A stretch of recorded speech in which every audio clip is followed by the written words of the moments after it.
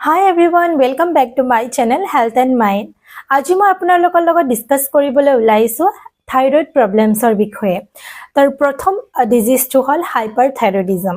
So ইয়াৰ বিষয়ে discuss কৰাৰ আগতে মই আপোনালোকক অৱগত কৰিব বিচাৰিছো thyroid gland কি হয়। So thyroid gland is a part of our body and it is situated in our neck. So এই thyroid gland দুটা হৰমন mainly produce কৰে, এটা হল T3 আৰু এটা হল T4।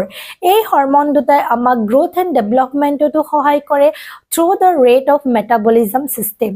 এতিয়া আমি ডিসকাস কৰিম হাইপাৰথাইৰয়ডিজমৰ বিষয়ে। হাইপাৰথাইৰয়ডিজম এনেকুৱা এটা কন্ডিশন হয় যোনটো নেকি থাইৰয়ড গ্ল্যান্ডৰ পৰা T3 আৰু T4 নামৰ হৰমন দুটা এক্সেসিভ এমাউন্টত ৰিলিজ হয় আৰু আমাৰ মেটাবলিজম সিস্টেম এক্সেলাৰেট কৰি দিয়ে।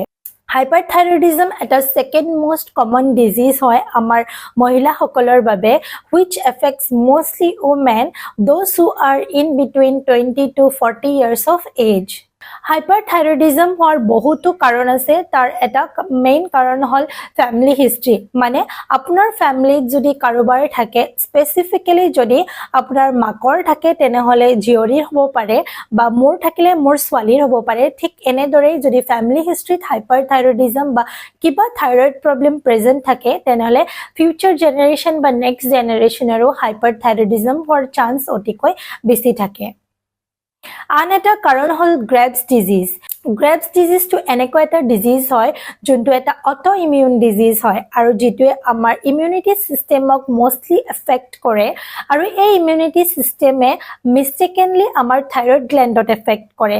যেতিয়া থাইৰয়ড গ্ল্যান্ডত এফেক্ট কৰে তেতিয়া ওভাৰ প্ৰডাকশন হয় T3 আৰু T4 হৰমনছৰ, তেতিয়া হাইপাৰথাইৰয়ডিজম হোৱাৰ চান্স অতিকৈ বেছি থাকে। আন এটা কাৰণ হল যদি কাৰোবাৰ ডায়াবেটিস মেলাইটাছ থাকে, টাইপ 1 ডায়াবেটিস মেলাইটাছ থাকে বা কাৰোবাৰ পাৰ্নিচিয়াছ এনিমিয়া থাকে। পাৰ্নিচিয়াছ এনিমিয়া হল যদি বডিত ভিটামিন B12 ৰ পৰিমাণ কম থাকে তেতিয়া হলেও হাইপাৰথাইৰয়ডিজম হোৱাৰ চান্স বেছি থাকে।